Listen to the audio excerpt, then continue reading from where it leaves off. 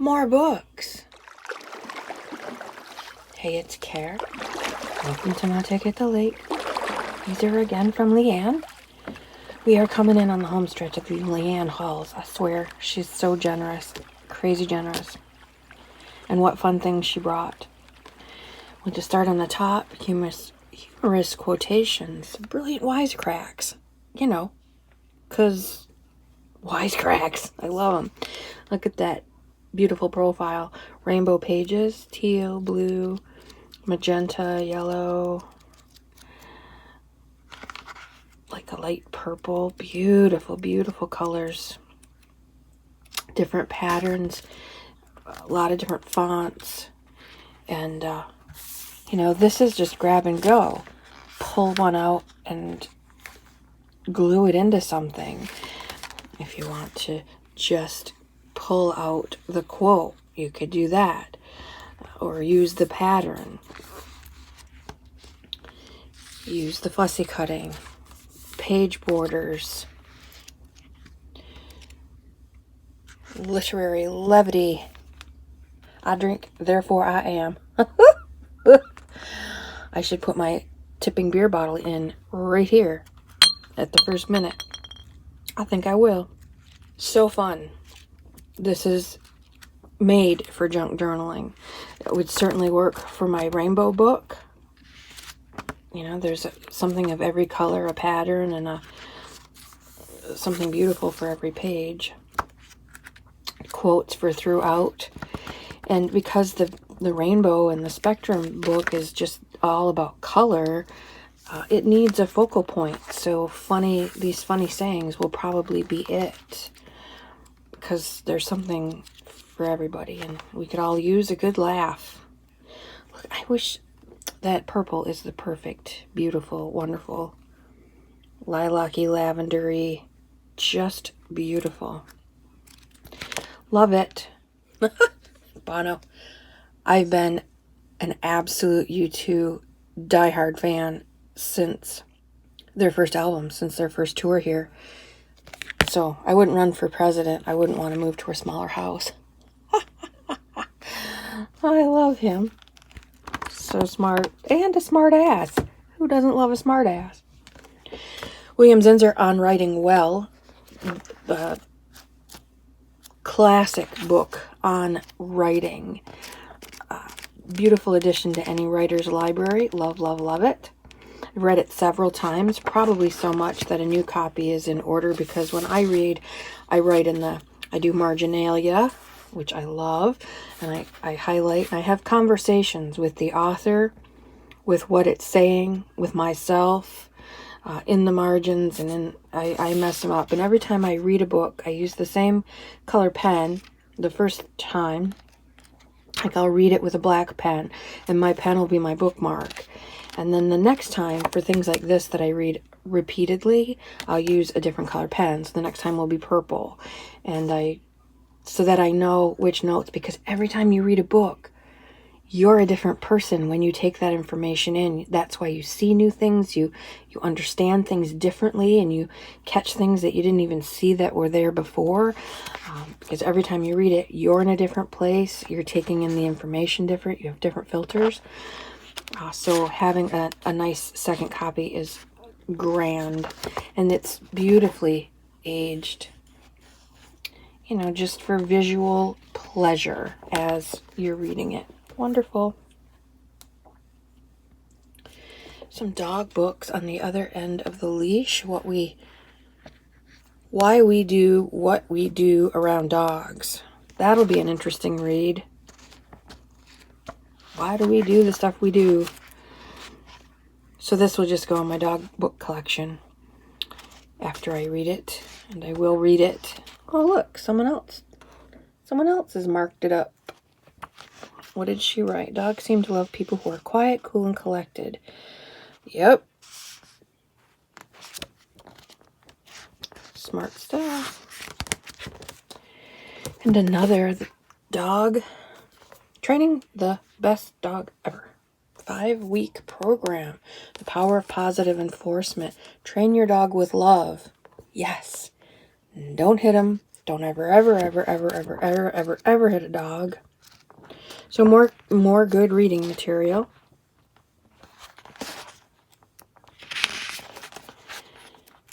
I was hoping that would be blank on the other side, so it'd be reading material and junk journal fodder, but no, there's stuff there, so I probably won't be tearing it up at all. Not even for the fussy cuts. Great, great book. Big fun. These, I think, well, I don't know, this one might be, I don't know, Lake Michigan, excuse me, the Great Lakes Guidebook, Lake Huron, Eastern Lake, and Eastern Lake, Michigan. She kind of sort of got it from my uncle's book, I think, because he sailed on the Great Lakes and whatnot. So I may use the maps. Of course, I'll read it first because it looks like really interesting reading from the Thumb to Thunder Bay. The Great Lakes history and stories, and there's some great ghost stories. There's even a sort of a Bermuda Triangle of the Great Lakes. That has some interesting stories. So probably reading material rather than tearing it up, I think. Question mark? I don't know. What year is this from? Oh my, it's a nice old one, 1979. Beautiful. A German dictionary. What fun. In beautiful, pristine condition, of course. I love putting dictionary pages in everything. More so than regular book pages, because, you know, I'm all about the words. The words, the words, the words. So I think dictionary pages are just phenomenal in any project. No matter the theme, color scheme, dictionary pages will make their way in. And this is nice, bright white paper. So again, I can do that I can use that in a bright journal, or I can coffee stain it down, or Tim Holtz vintage photo it down. There's all kinds of ways to make it look old. But if I want something bright, I have that. This is really cool too. My uncle, let's see. My uncle's last name is German. Habermehl. I believe it means oatmeal. Habermehl. Let's just see if it's in here. Under oatmeal. It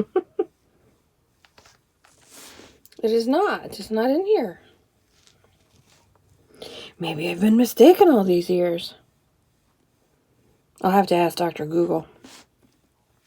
But anyway, I know it is German, and so I'll find some really cool words that relate to him and put these German definitions in maybe clusters or in things that I tuck in, or that will be great addition to my uncle's vintage war Great Lakes book. Gardening, 2018. Beautiful stuff on the cover. I love when they do this because, you know, these are ready-made extra large stamps, postage stamps. If you have that, you can have pattern scissors cut around those, and they look like giant postage stamps. You can use them as tops for clusters. All kinds of uses for these little guys. Put them all together and make a tiny little gardening journal. And so, oh, look at the succulents. I love the purple and blue purple and green succulents. There's a whole succulent garden. Beautiful pictures with bonuses. And then, like Shinuki Art does, so many uses for these numbers. If you don't particularly like what's on this page or what's in the sides, but these are great things. You know, these little bits, just new moon, little snippets of trivia, I think make excellent additions to junk journals. Little bits about lemon, full beaver moon, Thanksgiving Day, and then there's a poem from Margaret Junkin Preston. It's daylight savings time information, which may be a thing of the past, or perhaps it already is. Maybe they passed that here in these states. I don't remember. Full hunter's moon. You know, so goodness, there's so much in here to play with. So much in here to play with. If you're doing a planner, cut out those and use that as your side along your page sides or page edging, or at the top of the page where you're starting your monthly journal, monthly planning, whatever. That is beautiful. Journaling solutions. This is a great book. If you're having trouble writing in some of your journals, which is one of the most often asked questions, is what do you do with a junk journal, or what do you write in them? And I don't know how to write in. What do I write about?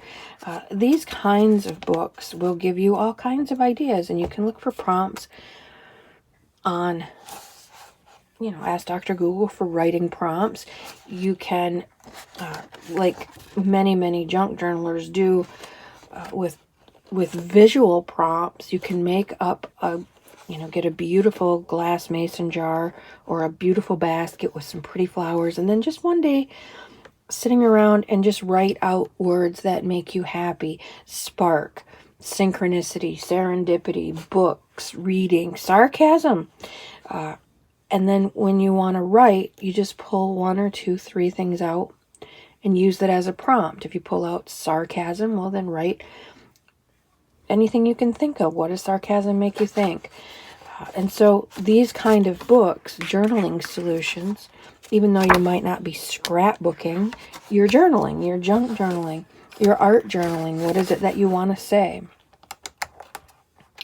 And we're always bummed about our own handwriting. There are ways to improve our handwriting just through practice, slowing down, and just making a habit of making it better. And the more you do, the better it will get. And other people like to see our writing. Your kids will look at your writing because it's mom's writing, and they will love it. Your grandkids, you know, I love looking at my grandma's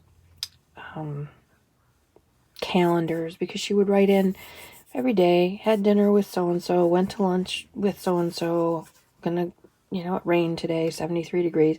It's not a full-on journal or a planner, but it's in grandma's writing, what she called chicken scratch. She didn't like her writing either, but it's my grandma's writing, and it just makes me so happy to see it. So don't let, you know, this might sound harsh, but don't let your vanity get in the way of your kids' and grandkids' pleasure of seeing your writing on the page. And then, of course, there's all kinds of wonderful pictures they can cut out. Look at that little face. So this has truckloads of good stuff. Words to cut out, phrases to cut out, patterns to cut out. A lot of these are already like mini masterboards, just cutting that out and putting it on a pocket. It's beautiful. It's, you know, if you're doing a red and burgundy black, red and black, I don't know what colors, this would be a great addition to it. More quotes, all different colors, patterns. Again, just look at little bits of pieces. You know, if you're doing I have that sherbet book that I am working on. It's all sherbet colors. This is a little dull, but this hot pink or this watermelon pink would be perfect in it. So would this. And a lot of these things, like I said, they're already done. Fussy cut this little bit out. What does it say? 1, you make this family complete. 2, you make your dad happy and proud. I love that. 3, blah, blah, blah. If you don't like what it says, make your own little ones and tape it right over. And now you've got dimension and a pre-made cut. These you can find quite often at St. Vincent's, because people aren't scrapbooking anymore. They're doing things digitally and online and in different ways now, but that doesn't make this stuff, these books, any less useful. Purple, all kinds of purple. Make a list. These numbers are fantastic. right? Live the life you have imagined. Henry David Thoreau, one of my very favorite quotes. I've read the full quote here before because it's often misquoted and sometimes taken out of context. It's misunderstood. So many good things in here to take apart and use. And holy Hannah, if I wanted to, oh look, rainbow. Once you start looking, you see it everywhere, no matter what it is you're looking for. Words to live by. Speaking of words to live by, that's another thing. I don't have them handy. I don't even know where I have stored them, to be honest, all of my words. But the words to live by that I've been making, autumn words, summer words, June words, words to live by, those can also be used as here's one piece: positive mindset equals positive life. That can be a journaling prompt. It doesn't have to be just something that finishes off a page layout. You can use that as your prompt. There's a full page of words to live by, pages and pages of July and June words and summer words. Again, they're designed not only to finish off a page, but if you want to write something about what bonfires in the summer mean to you, or what fireflies and campfires mean, or going to the cottage, or the smell of the rain, all of those things can help you write in your books, fill up your books with your thoughts and your feelings and your ideas and your favorite quotes and what they mean to you and why. So you can have more of yourself on a page rather than just stuff you've collected from other places and people. So you can use all the different word sets. Same thing with, there's a whole bunch of beautiful dictionary. That was the big thing for a while. Graphic artists were making dictionary. So it'd say sarcasm, ... adjective, meaning, and then it would have it out, but it would be pretty. It'd be already decorated, so you just have to cut that out, and there you go. Those can be used as journaling prompts, as writing prompts. And I know a good many of us were scarred, myself included, by writing assignments in high school, and the rigidness and the rules and the grading and the red pen and all that happy shite. No one is more surprised than I that I turned out to be a writer, because holy smokes, even though I loved English and reading and writing, the teachers were a little rough on us. I'm happy to report all of that scarring made me a very different college writing professor, I'll tell you, because those feelings never went away. I remember exactly what it was like sitting in those chairs. And so that made me teach very differently than I was taught. And hopefully they had far better success earlier than most of us. And so that's not the kind of writing I'm talking about. The kind of writing I'm talking about is this freedom, because this is your book. This is your art, your place to express yourself, not only visually, but in language. And it doesn't have to be full paragraphs, full punctuation, correct grammar, although it helps because someone will have to read it eventually. But this looks like Post-it notes. Just little Post-it notes. Just thoughts, favorite quotes, favorite passages from a book. It could be anything.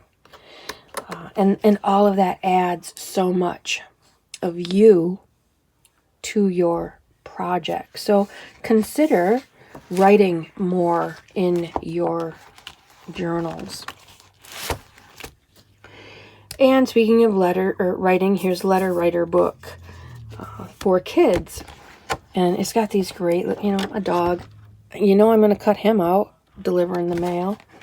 And all these little envelopes that are posted and ready to go in the mail. So there's all these kids way, and if you want to start small, even though this is a book for children, if you have that high school and college scarring, writing just makes you want to wet your pants and crawl up in the fetal position, get a book like this that's for kids and and do what it says. The kind of letter you write to someone you know well, to a friend or a relative. Write a letter to your best friend. Could be your dog. So journal writing, this could help you, these kinds of books. So you're at a garage sale or a St. Vincent's or whatever kind of shop.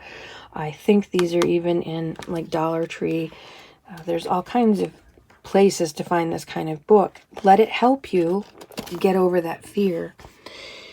In addition to that, there's these great, look how fun. There's stamps, stuff that I can cut out, dated, postmarked, words, phrases. I've been collecting signatures, and so there's different signatures all over the place. There's some primary colors. They might go in my primary color journal. I love you very much. That's cute. So again, tons of potential in something like this as well. Patterns, just tear that out and add that up. Add that to a page. When you're angry, when you're sorry, because all of that can go into a book. You don't have to, it doesn't have to be Instagram, wonderful, positive, everything is perfect. It can be, they promised me rain today and it's still freaking sunny out and I'm pissed about it. It could be that. It could be, you could be having a bad day. Just don't wallow in it. Purge it, get it out, move on. Just don't wallow in it. Look at the kitty in the puppy border. How cute is that? So lots and lots and lots of potential. I wasn't planning on talking so much about writing in the journals, but since these books prompted that, I think that's an important conversation to have, in that so many people are stumped about that particular part of it. What do I write in the journals? Well, there's this kind of thing. There's writing prompts. There's children's books, When You're Grateful, and it explains how to do that. Who cares if it's a kid's book, if it's going to help you express yourself better, express yourself in a different way than just visually? Why not? All the better. Money well spent, time well spent. Practice making your handwriting better. Usually it's just a matter of slowing down. I find what helps me, because I can't slow down a lot of times. My brain and my hand can't keep up, and so my writing reflects that. Plus I was a journalist. I had to learn how to write as fast as people were talking. I did record everything, but I also made my notes, because you can't always bank on technology. So I always made notes as well. And trying to write down as fast as everybody talking, especially at meetings when there's 7 people talking at the same time. I had to learn how to write really fast, and I haven't been able to take my foot off that gas pedal. So what I find helps me is to write it all out on a scrap piece of paper, whatever it is. Get it all out so I know that it's there, and then I rewrite it at a slower pace.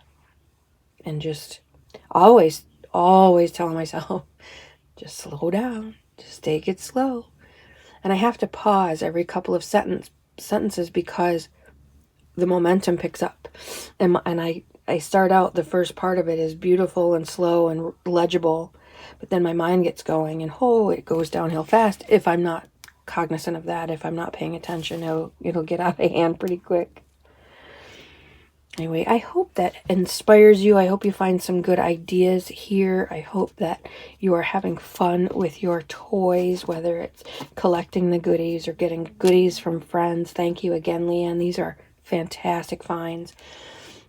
Or pulling them apart and coffee dyeing them and making beautiful pages with them and collaging and making master boards and all the things that we do with this stuff that we collect. I hope you're having fun with it. That is all I have for you today. Please go love up your beastlies. Today's a good day for extra, extra love, because you don't know what tomorrow's going to bring. Mate at the lake. Out for now.